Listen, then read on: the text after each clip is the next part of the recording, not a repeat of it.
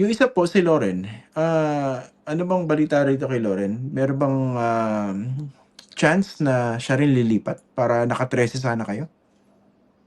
And I doubt it because ayun ko, ang statement yata na binitawan kanina kasi in contrast eh. Parang hindi senador eh. Ang narinig ko unless Ano ba yung unless sabi? it did Sorry, not come hindi ko from her. na-monitor po, eh. Unless it did not come from her. Pero ang narinig ko parang hindi galing sa isang senador na nanggaling Ano po sa ba Senado. sabi? Anong sabi po? Sorry, hindi ko na-monitor yung part na yun. Parang mali daw eh. Parang mali daw yung ginawa namin. Parang ganun na ano ba yung Oo. Hindi ko matandaan yung exact wording pero nung nire-report sa akin ng isa sa mga staff sabi ko, sabi ni Lauren yan. Nakagulat, Kaya sabi ko. kaya ko natanong si Lauren po 'no, kasi logically, kung meron lilipat pabalik sa grupo ninyo siya, kasi dati niyong kasama, hindi po ba? Nakakapagtaka, no? Kasi she's our natural ally kung tutusin. Pero siguro, I don't know, blood is thicker than water.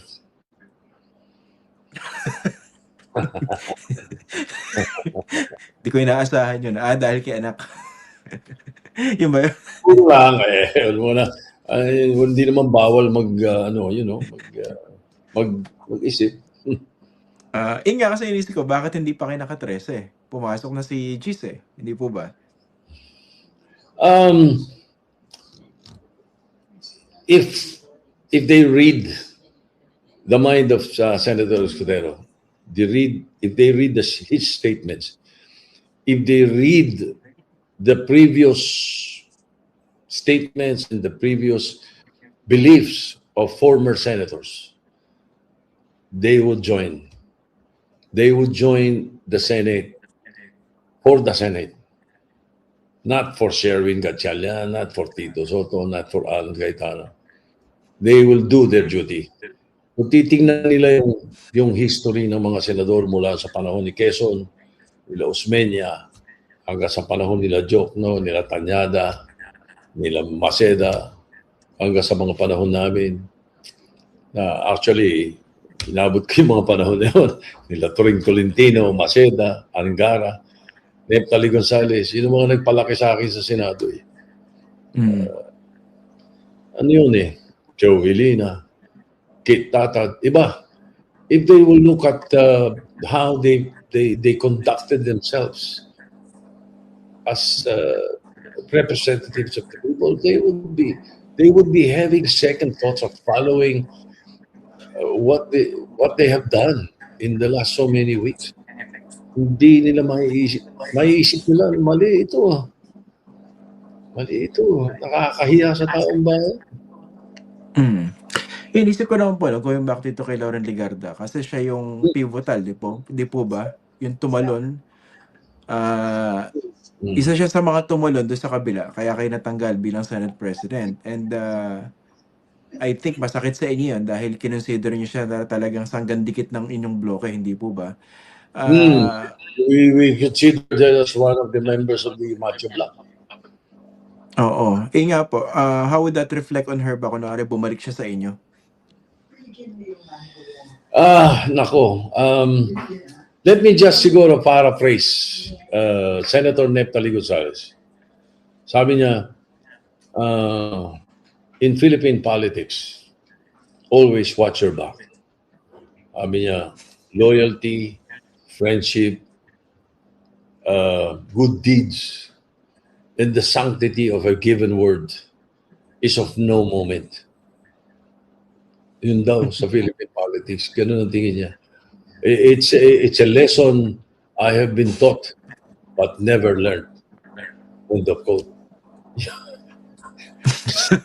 Malaman niya. Ibig sabihin, prior to that episode, narinig ko sinabi ni Nep yun noong 1994, 1995. So, ako yung fledgling senator noon, pero dumapasok sa isip ko yung mga turo ng mga ng mga nakakatanda sa amin noon. Ayun, ibig sabihin ba nun, bago yung kanyang betrayal sa inyo, nung kayong Senate President, you completely trusted her? Of course. We now, trusted her loyalty, her friendship, and the good deeds that we have done to each other. how do you see her? Well, tama si Neptali. It is of no moment pala. Oo, kasi ang naalala kong history niya yung kay FPJ, hindi po ba? Yeah. And marami pa. She was the running mate of FPJ, and we campaigned for her. Okay. Ito po si Alan Peter Cayetano, after nung nangyari kanina sa Senado, nung tinanggal siya, nagkaroon ba ng pag-uusap, reaching out between the two camps? Not that I know of. I don't think so. I don't think so because afterwards, when we adjourned, and it was adjourned sine die, which was a mandate that we followed by the Constitution, most of us went to the Senators' Lounge sa likod. And it took us a lot of hours to stay there, about more than 2 hours. Nandun kami, halos kami lahat eh. Except pa isa-isang umaalis dahil may mga interview. Wala kaming narinig na gano'n. Wala kaming narinig Opo. from them. Okay. Sabi niyo pala, dahil meron kayo resolution empowering the acting Senate President to name a presiding officer sa impeachment trial. Sino ba yung logical choice sa tingin niyo to preside over the impeachment trial? Ay, pag-uusapan namin pa rin yun. Pero as far as you're concerned, who do you think would be the logical choice? We're hoping kasi that by next week, we would be able to, we'll see, baka sakaling magkaroon ng special session, and we'll Okay. be able to come up with enough numbers to elect a Senate President. So Okay. Senate President, and then siguro baka masagot na namin yung tanong mo na sino ang possible na pwede. Opo. Kasi inisip ko rito ay kung magkakaroon ng uncertainty dyan, itong gulo sa Senado, baka gamitin din ng kampo, let's say, ni Sara Duterte para mag-raise ng questions to, let's say, complicate the process. What do you think? Hindi siguro. Hindi pa pwede yun. And I have been listening to not only the political pundits, but the constitutional pundits. And they have been saying that the Senate, the impeachment court is isolated. Dapat it should be isolated from all these talks and bickerings. So, basta we have to stay impartial. We follow the rules, and there are rules that are in place for impeachment rules of court, rules of procedures, merong in place eh. So all we have to do is follow that. And, hindi siguro pwedeng gamitin yung sabi, magulo kayo or something like that. Kaya hindi ka mag-impeachment court. Hindi naman siguro. Opo, ito po isa ko iniisip dyan na sana hindi naman mangyari dahil magiging kahiya-hiya. Kasi remember last year, nung 19th Congress, yung grupo ng mga senador na nag-oath na as judges na makasara Duterte, katakot-takot yung pagre-raise ng issue sa loob ng impeachment court, no?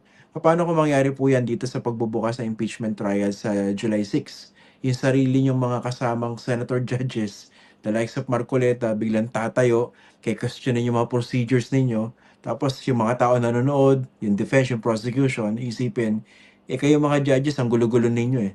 Hindi pa tayo makapag-trial eh. Hindi po ba? Maraming pwedeng gawin eh. Palagay ko hindi pwedeng mangyari yun sapagkat at hindi namin papayagang mangyari yun. Whether you are pro or against impeachment, hindi natin papayagan yun sapagkat pwede yan doon sa Senate. If you are convened as a Senate, pwede yan. Yung mga ganyan, may mga motions silang ganito, ganyan. May mga debate na pag-uusapan, pwede yan. Pero once it's an impeachment court, the judges, yung bang sandigan, narinig ko may tatlo nag-away. Hindi pwede yun. Bawal yun. Ano ba yun? Saan ka ba nag-aaral? Tatanungin kami.